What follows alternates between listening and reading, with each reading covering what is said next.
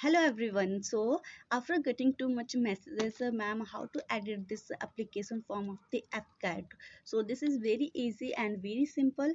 जो आपको बस क्या करना होगा, क्योंकि मेरा अभी लैपटॉप थोड़ा इशू कर रहा है, इसलिए मैं इस वीडियो को मोबाइल पे ही बना रही हूँ, क्योंकि ये बहुत इंपॉर्टेंट है आपके लिए और इसके लिए मैं कोई डिले नहीं कर सकती हूँ।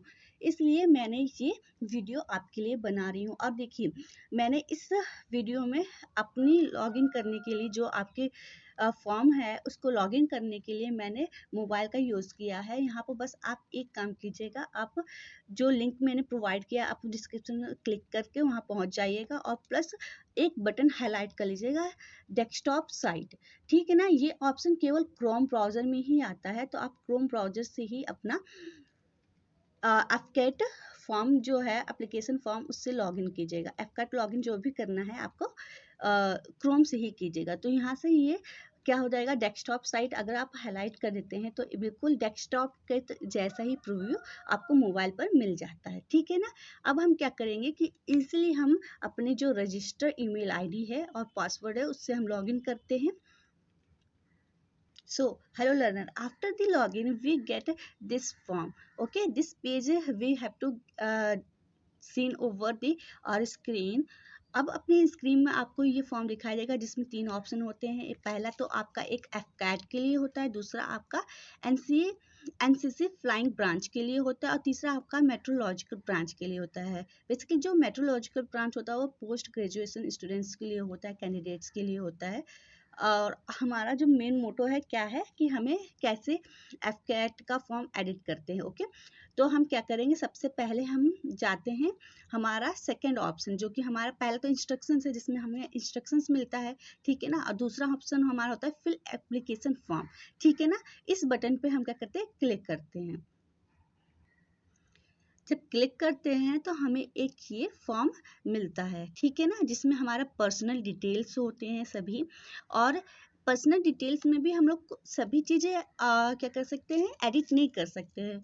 अब जैसे कि आपका जो हमारा ईमेल आईडी है, ठीक है, नेशनैलिटी है, मोबाइल नंबर है, इन सबको आप क्या कर सकते हैं, एडिट नहीं कर सकते हैं, क्योंकि ये जो एरिया है आपका नॉट एडिटेबल है। आप केवल अपना नाम, father name, mother name edit कर सकते हैं। ठीक है ना, इन सब चीज़ों को एडिट कर सकते हैं। तो आपको कुछ नहीं करना है, बस आप जाइए उस पर और आप अपना क्लिक कीजिए और वहाँ पर right your any correct name of your father. If you have to done any mistake in spelling, okay, then you just go and write over here. Okay, and because there is no any correction in name of my father and mother of that application form, so I'm not doing anything else. Okay, and after doing all these things, one most important things you have to do over there, that is click on the button, that is your button, that is save and continue button. Okay, this is the most important to after adding to your application form. Okay, तो ये आपका ये बहुत ज़्यादा important process है। अब अगर आपने कर लिया है तो उस पर पहले आप सेव एंड कंटिन्यू पर क्लिक कीजिए। ठीक है ना, जैसे मैं अभी क्लिक करती हूँ तो यहाँ पर मुझे एक ऑप्शन मिला है, no data available for updation. Okay, yes, क्योंकि मैंने अभी कोई अपडेट नहीं किया, क्योंकि इस एप्लीकेशन फॉर्म में किसी भी अपडेशन की ज़रूरत नहीं है, सारी इन्फॉर्मेशन सही है, लेकिन ये आपके एडिट करने के लिए ही मैंने ये वीडियो बनाया है। ओके, तो आप ओके कर लीजिए और नेक्स्ट बटन फिर हिट कर दीजिएगा। ठीक है ना, अब ये आपका क्वालिफिकेशन डिटेल्स आ गया है और क्वालिफिकेशन डिटेल्स में आप कुछ भी एडिट नहीं कर सकते हैं। जो आपका एज यूजुअल पहले है वही हो सकता है। यहाँ पर आपको लिमिटेड चीज़ें एडिट करने के लिए मिलेगा, जैसे आपके नेम हो जाएगा, आपके मदर फादर नेम हो सकते हैं। ठीक है ना, ये सारी चीज़ें हो जाएंगी।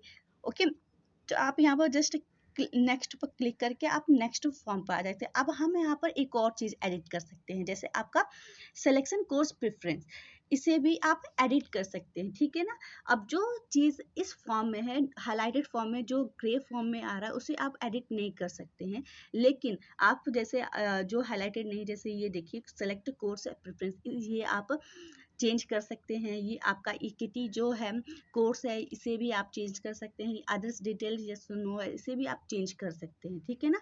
तो इतनी सारे लिमिटेड एडिट करने के लिए चीज़ें दी गई हैं एफकैट फॉर्म में, ठीक है ना।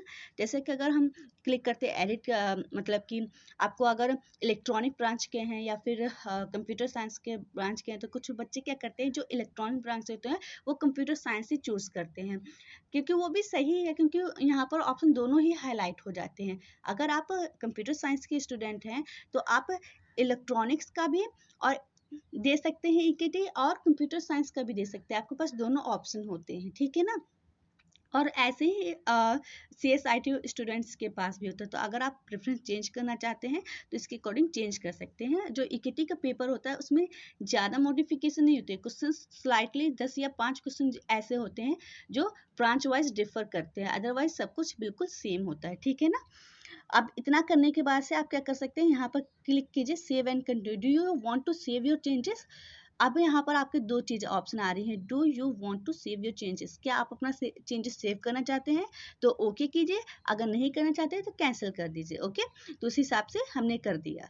अब जब हम कर देते हैं तो जैसे ही आप उस पॉपअप बॉक्स जो आया था उस पर आपने क्लिक किया okay and cancel, okay he basically करते हैं, तो आपका नेक्स्ट पेज आ जाता है, that is your communication details. अब कम्युनिकेशन डिटेल्स में हमारे क्या क्या चीज़ें आती हैं, मोस्टली हमारी कम्युनिकेशन डिटेल्स में आ जाती हैं कि हमने क्या, मतलब कि परमानेंट एड्रेस रहता है, हमारा कॉरस्पॉन्डेंस एड्रेस होता है, तो ये सारी चीज़ें हैं। अब यहाँ पर देखिए इंपॉर्टेंट चीज़ें, जो हमारा कॉरस्पॉन्डेंस एड्रेस है वो एडिटेबल नहीं है। क्यों? क्योंकि ये चीज़ हमारा क्या है, नॉट एडिटेबल है, ओके।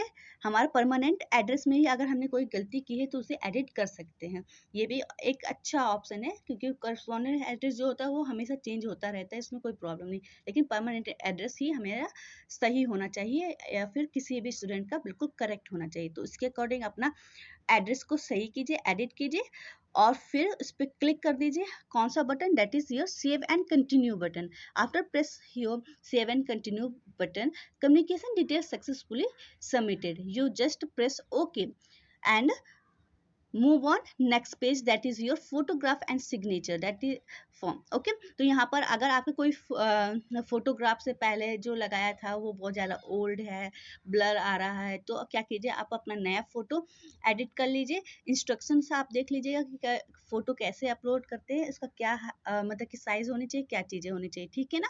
अपने सिग्नेचर्स देख लीजिए, थंबनेल्स देख लीजिए कि सब कुछ प्रॉपर है या नहीं है, ठीक है ना। उसको करने के बाद से ये तीनों फील्ड आपके photograph, signature and thumb impression, ये तीनों चीज आपका क्या है, एडिटेबल है, तो इसे आप एडिट कर सकते हैं। एडिट करने के बाद से आपको एक बटन क्लिक करना है, that is your save and continue. Click on this and here giving a chosen a file, that is you this, because I'm not giving any modification over here, because every details in this page is correct, so I'm just click on the next, okay। Next करने पर आपको ये page मिल जाता है। अब आपको देखना है कि मेरा जो करेक्शन मैंने किया है वो हाईलाइट हो रहा है या नहीं हो रहा है, मैंने किया है तो वो सही है कि नहीं है। तो आप क्या करेंगे, सबसे अच्छा है आप प्रीव्यू एप्लीकेशन, तो प्रीव्यू एप्लीकेशन पर जब जाते हैं तो आपको मिलता है option, just zoom it, go to the preview application. अब प्रीव्यू एप्लीकेशन पर आप जाएंगे तो आपने जो जो करेक्शन किए होंगे ये यहाँ पर हाईलाइट हो सकते हैं, ठीक है ना। आप हर एक इन्फॉर्मेशन को यहाँ पर अच्छी तरह से देख लीजिए। फिर उसके बाद से अपना, अगर आपने देखा कि यहाँ पर वो चीज़ रिफ्लेक्ट नहीं हुई है, या फिर से आपने कोई गलती, मतलब कि जो आपका मिस्टेक था वो आप भूल गए, तो आप फिर से जाइए वहाँ पर और उसे फिर से एडिट कर सकते हैं। ये काम आप 28 तारीख कर सकते हैं, क्योंकि 28 तारीख आपका लास्ट डेट है, जो कि 5 बजे तक है। तो आप केयरफुली अपना जो जो मॉडिफिकेशन है, जो जो करेक्शन करना अपने फॉर्म में, आप इजीली कर सकते हैं, ठीक है। और उसके बाद से आप आराम से प्रिंट कर सकते हैं एप्लीकेशन फॉर्म, और होम पेज पर या फिर जा सकते हैं, ठीक है ना। तो आज के वीडियो में इतना ही है आपके लिए। आई होप आपको हर एक स्टेप सही से समझ में आ चुका होगा। Thank you for watching.